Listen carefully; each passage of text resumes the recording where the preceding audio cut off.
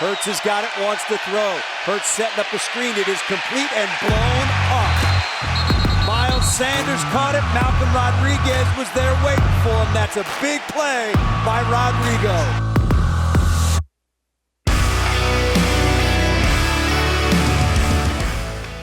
Boy, there was a lot of that Sunday, wasn't it? A lot of Rodrigo. A lot of blown up plays by the Lions defense. Look, we haven't talked about that a lot. Thanks for joining me. 20-minute in the Huddle podcast, joined as I always am on Sunday nights by PJ Clark. And boy, what a great win for the Lions. What a much needed win for the Lions after a 5-game skid, and to do it the way they did. Yep. You know, with playing really good defense. You know, that defensive effort. That defense has obviously taken a lot of criticism over the first 7 games, and look, some of it was deserved. Obviously, look at the statistics and the numbers. It hasn't been good, but boy, did they step up. You know, a tumultuous week in Allen Park where you saw your defensive backs coach get relieved of his duties. You traded one of your offensive weapons away, and then for those guys to step up and play the way that they did, I mean, what a great performance by that defense, and they really won the game tonight. And I think you saw it from all 3 levels. The defensive line got pressure and gave Rodgers a hard time. The linebackers, Derrick Barnes, had an absolutely great game. And then obviously the secondary, Kirby Joseph, nothing more you need to say than 2 interceptions from him today and saved a touchdown on a pass defense too. And all three levels for the first time all year really came together. You know, I think Brad Holmes had to be sitting up there after the game, and just with a huge smile on his face, and not because they snapped a 5-game skid and because it was a much-needed win, but to see the impact that his rookie class had in this one. You know, Aiden Hutchinson obviously leads the team in sacks coming in, but he gets a terrific interception, reads a kind of trick tackle play perfectly. Now, the ball was underthrown by Aaron Rodgers, but still he was in a position. Even the awareness to get up out of your stance. Exactly. He was in position to make that play, and he gets it. And then you mentioned the plays by Kirby Joseph, who also had 12 tackles in the game. He was flying. 10 tackles in the game, second behind Derrick Barnes. And then James Mitchell, right? A guy, you trade away Hockenson. Mitchell's a guy who averaged 17.2 yards per reception in his sophomore season at Virginia Tech. He averaged 16.7 yards per reception his junior season. Comes back for his senior year. After week 2, boom, tears the ACL. So, it's been a slow progression to get him back into the mix. And, obviously they were going to speed that up. He was on the podcast this week. We talked to him. And podcast bump right there, folks. It is. Maybe the guys will know you come on the 20-minute in the Huddle podcast, you have a great week. Hey. And then we talked about you Sunday night. So maybe we'll start to have people lined out the door in the studio in Allen Park here. But then he comes in, right, and has the game-winning touchdown, a 3-yarder, has a crucial third down catch in the fourth down or in the fourth quarter that allowed the clock to milk down a little bit more. And look, he's not the fastest guy in the world. He's not the most explosive, but he's a big body. He does make plays down the field. And Jared Goff said after the game that he's one of the smartest players he's been around. And to say that about a young guy, he just said he does everything right. And look, throw Shane Zylstra, into the mix, too, a tight end who stepped up. But speaking of and he's a second-year player, but the rookies specifically, I mean, Brad Holmes had to love the fact that not only do you get a win, but you get a win by your rookie guys, your first-round pick, your third-round pick, your fifth-round pick, and then obviously Malcolm Rodriguez. He had a right arm injury there. I think limited him a little bit, but again, still steady when he's in there. So getting all that production from your rookies, that had to give a smile to Brad Holmes for sure. And especially on this week when you trade such an established player like TJ Hockenson for more draft picks and you want to get your own guys in the building, I think it was a very good sign to see the Brad Holmes draft picks take another step this week after, Kirby's played very well recently, been taking steps on the field. You finally get Mitchell on the field for real this week and get a high percentage of snaps, and he delivered, and Hutchinson and Rodrigo keep getting better and better every week. So it's good. It's obviously good that these young guys are getting in. Look, we've talked about this before. You're going to take some lumps at some times, but now these guys are producing more of the bigger plays, and we're seeing them taking their lumps. Now you're getting to the midway point in the season, and that just bodes well for the future of this football team, especially the defense when so many of the young guys are starting to come in and make plays. And, speaking of making plays, too, let's first off, let's listen to what Dan Campbell said about this defense after the game, because I thought he was freaking right on the mark with what he said about today's defensive performance by the Lions. I'm proud of them. I just gave the game ball to AG. It's a hell of a job, man. Coaches his heart out, and he put everything into it as he always does, and those guys responded. We knew we needed takeaways today. A minimum of 2 is what we talked about, and Kirby Joseph came up big. Hutch got 1, but as a whole, that defense, man, they rose up, and I thought we played aggressive. I did think we challenged on the perimeter. Look, some of the plays that they made, we were in the fight, and that's all you can ask for. We're in it. So, all right, they made a play, but I felt like, man, we made them go the hard way, the long, hard way, and we were able to sustain. And our defense to go down to the wire, and our defense make the final stop for the win. I think it's crucial. It was crucial for that win, Sunday night. And you look at just some of the things that they were able to do to Aaron Rodgers. 3 interceptions were tied for the most he's ever had in a game. He's never thrown 3 interceptions in the red zone. And that's when I look at those plays, too. It's 2 of them in the Lions' end zone, 1 of them at the Lions' 3-yard line.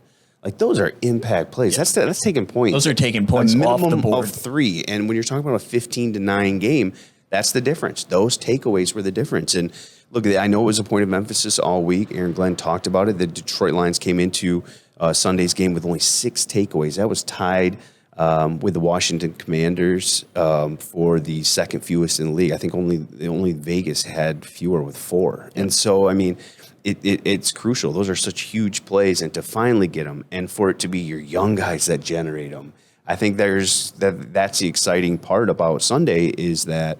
The defense finally, stepped up. And look, Green Bay's been dealing with injuries and young wide receiver core, and they dealt with injuries on Sunday. Yep. A number of guys on offense went out. So, but look, injuries are you can only play who they put on the field, and you did a good job against them, And look, I don't care what Aaron Rodgers has. Aaron Rodgers is the reigning MVP. He's going to be in the Hall of Fame. He's going to be in the Hall of Fame someday, and so to have the performance that they did against him, I thought was terrific. Yeah, and I think again you hit on it, the young secondary. Even Okudah let up a touchdown today, but to stay like Coach said, staying in the fight and forcing that fumble even at the end to give the Lions a chance, even though it went out of bounds. Just that's a hustle play, and that's what you need out of the young guys on the back. What about end. Jerry Jacobs? Oh yeah.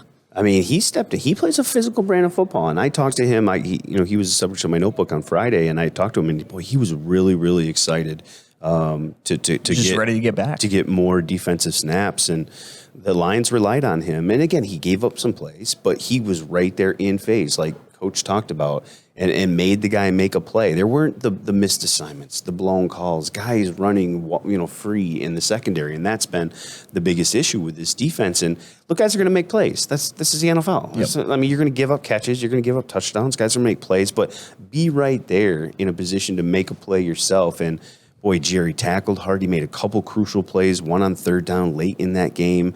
And boy, he looks good. And if Jeff can continue to play like he does, and now Jerry picks up where he left off last season, now maybe you're starting to have something here in the secondary with Kirby Joseph. Obviously left the game in the 4th quarter with a scary hit. He's in the concussion protocol. Dan Campbell said you hope that young man's all right, especially after the last 3 games that he's had. But now with Jacobs and Joseph and Elliott, you're going to get Walker back next year, and Okudah. Maybe you're starting to see some signs that this Lions secondary can start to play more consistent football. And even another guy today, and it ended up being overturned on a challenge, but Will Harris made a great play on that play to follow Lazard to the ground and get a hand in there and knock that out on a crucial 4th down. That was a big play too. I think the secondary across the board today, you mentioned it, that the Packers have been struggling a little bit offensively, but the secondary across the board, followed the man, and there was not a lot of run after the catch outside of the one deep Lazard to the sideline, and there was not any MAs, and guys were right where they needed to be and attack the ball, which I think was the difference today. And I think those guys took it a little personal this week. When your position coach gets relieved of his duties, you have to take that personal. Well, what did I do that led to this? Yep. What can I do better? And I know Aaron Glenn spent a lot more time in that room this week, and he came up with a terrific plan. I hope he continues to spend a lot of time in that room because, whatever he said to those guys, whatever they came up with, do that some more. They listened. Do that, because whatever that was, it looked great. I think it confused Aaron Rodgers a little bit. I think it frustrated Aaron Rodgers a little bit, and they were able to get those crucial turnovers that turned into the difference of the game. Now let's flip over offensively, and we mentioned the trade for Hockenson to Minnesota on Tuesday. You get some draft capital back, but it was going to leave a hole, right, in that offense. Hockenson's a veteran guy who's made a lot of plays in his career. And now you had Shane Zylstra, who was a practice squad guy in his second year, Brock Wright, who's an undrafted free agent in his second year, and a rookie fifth-round pick in James Mitchell. And all Zylstra does is come in off the practice squad and make a nice little sliding catch for his first career touchdown to get the Lions on the board. We talked about the Mitchell touchdown that ended up being the game winner in the fourth quarter. Mitchell had a crucial catch. I thought they were all pretty good, blocking on the perimeter. And so, it was really, really good. And I thought Jared Goff said it great after the game when asked about those tight ends, about just their ability to step up, when needed. It's fun. It's really exciting. And, I think those two guys specifically have been so consistent through time and have finally gotten their chance this week. And Shane's a guy that we've relied on for 2 years now at times, and then James kind of coming off his injury has kind of come into his own now. And so seeing them both through practice the last handful of weeks and then getting their chances today is exciting. And trust, right? You've got to earn your quarterback's trust. That's something Mitchell and Zylstra's done. Brock Wright at the end of last year, when Hockenson missed those last 5 games, he came up with a couple big plays, a couple touchdowns. Was pretty quiet today in the pass catching part of it, but again, I think that's a plus over TJ Hockenson as a run blocker. Brock Wright, and I think James Mitchell's is going to trend that way too. So you obviously lose something without TJ, but you gain something too. The Lions relied on their run game, and then both those guys came up with critical plays in the red zone to score, get the Lions on the board, and help them get to 2-6 and get off that 5-game schneid. And I think you're still seeing how the pass game is going to develop without TJ, because that was such a reliable target. If you remember the beginning of last year, him and Jared had a very good connection before he got hurt. You're still seeing, Amon-Ra only 4 catches today, but you're seeing how it's kind of going to work out. They're still getting there, only 15 points today, which is down from the high-scoring games at the beginning of the year, but did enough to win. Rode Jamal, rode the offensive line, and that's all you need sometimes. Yeah, no, and that's a good point by you, because, this was a Green Bay team ranked 29th in the NFL defending the run. I think they were allowing a little bit more than 141 yards per game on the ground. But conversely, they were number 2 against the pass. Yeah. I think teams were only averaging about 174 yards. It's a good secondary. Not a lot there to begin with. It's a good rush. And so, and Jared said as much after the game. He said, look, they've got a good scheme over there. They've got some good players in the pass game. So we knew that was going to maybe be a little bit of a struggle. So what do the Lions do? They see that they're playing really good defense. And so, the game plan is to ride your strength, right? Go with your dogs. Your dogs for the Detroit Lions are those big guys up front. That's your strength. There's potentially 4 Pro Bowl players. Now they're all not going to make the Pro Bowl, but you have 4 Pro Bowl caliber players on your offensive line. Not many teams can say that. Nope. And so you pound the rock. You have that confidence after Michael Badgley's is ran into after the first Zylstra touchdown. You get the ball at the 1 yard line. You get a yard. No hesitation. Dan Campbell, let's run Jamal Williams behind that offensive line. Let's get the extra point. And I thought they made a couple really nice runs in the fourth quarter when they were trying to, 4-minute offense, trying to run that clock down. And so you rely on your strength, and then when you see your defense playing as well as they did, that just kind of changed the game plan. Play good defense, run the football. Let's play the time control clock game, and it worked perfect. Yeah, and especially like you said, once you see the defense pitch a shutout in the first half, you can sit on it in the second half and just drain the clock as much as possible. And I thought they did a really good job of that. I think Jamal finished with 81 yards again. Yeah. 24 carries. So the average is down a little bit. 117 yards total, but yeah, that's what you needed in this game. That's what this game dictates. Every game isn't, we need 300 yards of passing offense. We need to do this. Sometimes you just see your avenue to win, and you've got to ride that. And even, again, Swift not really involved terribly much today, but Justin Jackson gave you a couple jolts and a couple first downs off the reserve list there, and you got what you needed from the run game, again, which has been a consistent all year. One other guy before we check out here, we've got to shout out is Derrick Barnes. Unbelievable. What? Where was what? I think you're finally starting to see him learn the inside linebacker position. 100%. And that's a guy who played edge at Purdue until his last year, and you saw a little bit of the edge coming through on that blitz where he came right up the middle, and he knows how to finish. I mean, this guy was an edge rusher, and then they shifted him inside, and I think, now middle of year 2, I think he's finally starting to click. I was shocked he didn't get a personal foul penalty for the way he threw down Rodgers. Yeah, the way quarterbacks are treated nowadays. I was right when I saw it, I was like, oh, what a great play. Oh no, yes. Yeah. Nice job. But for him to have the line he did, he filled the hole a couple times, especially down the red zone. On the goal line? Yeah. Oh man. He brought the hammer on that one. Yeah. And I mean, he's a big guy, and I think you're right. We talked to Calvin Shepard, the linebackers coach, a couple weeks ago, and he said, look, I like where this player is headed. Every week he's getting better and better. And he mentioned the point, look, he's just learning the stacked linebacker spot. We changed our defense a little bit. He was a defensive end, and the game that he had Sunday, 12 tackles, the sack that you mentioned, a tackle for loss.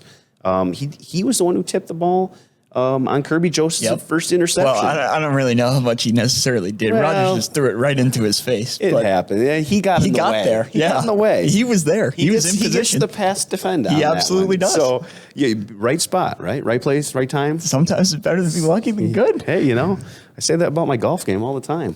But he deserves a shout out. So again, you liked what the rookies did. You liked what Derrick Barnes did. And that's another Brad Holmes draft pick, just to further the point that we made at the beginning. That's another guy that was brought in by this regime and they had high hopes for, made a big trade to go get. And that's a guy now you're seeing dividends. And so, now you look to Chicago, who put up a lot of points today. But lost, correct? Yes, did lose. Yeah, couldn't get ahead of the sticks there, and they fall to 3-6, I believe. So now that's an interesting matchup next week. You go in to Chicago.